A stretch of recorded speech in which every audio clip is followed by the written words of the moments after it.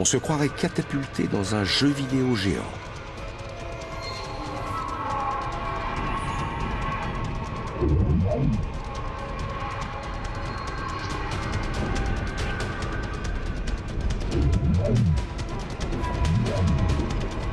Ce sont des astéroïdes. Certains ont une envergure de plusieurs centaines de kilomètres.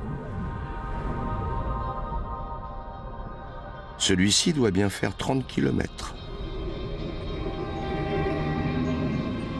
Mais regardez ça. Il n'a pas dû être facile de se garer sur un astéroïde qui se déplace à 80 000 km/h.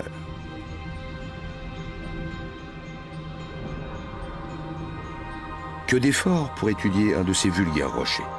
Il arrive fréquemment qu'ils se percutent entre eux, et ils font alors pleuvoir les météorites sur Terre.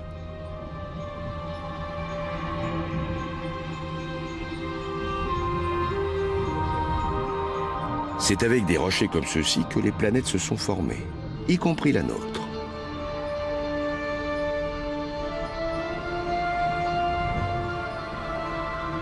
L'étude des météorites retrouvées sur Terre nous permet donc de pouvoir dater la naissance des planètes.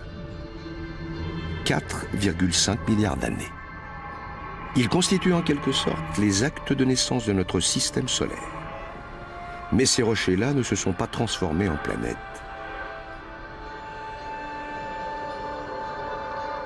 La force qui les en a empêchés doit être d'une puissance considérable.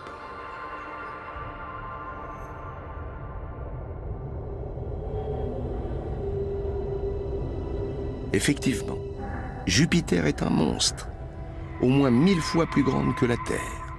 Elle est tellement massive que toutes les autres planètes pourraient y loger. Un corps de cette dimension doit exercer une très forte influence sur son entourage. La force de sa gravité a empêché les astéroïdes de former une planète.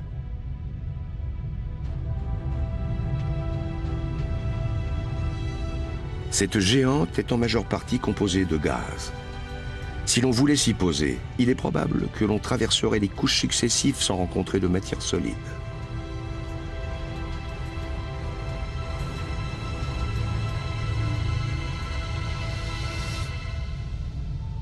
Jupiter est de toute beauté, oui, et elle le doit à la violence de son climat. Elle tourne sur elle-même à une vitesse phénoménale, déclenche des vents de plusieurs centaines de kilomètres/heure, triture les nuages qu'elle déforme en longues bandes, en tourbillons, et en ceci, la célèbre grande tache rouge.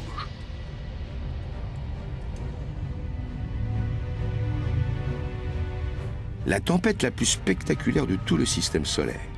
Elle mesure environ 3 fois la taille de la Terre et se déchaîne depuis plus de 300 ans. Toutes ces turbulences nuageuses génèrent un orage permanent.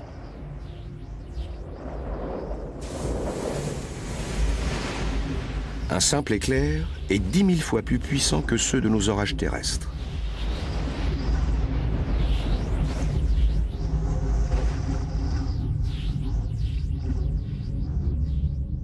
Si l'on tient à voir Jupiter, il semblerait que le mieux, le plus sûr, soit d'observer une certaine distance.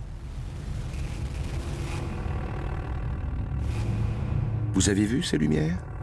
Elles ressemblent à nos aurores boréales qui dansent dans le ciel polaire. Mais elles sont aussi belles que mortelles. C'est le puissant champ magnétique de Jupiter qui génère ces radiations jusque dans l'espace.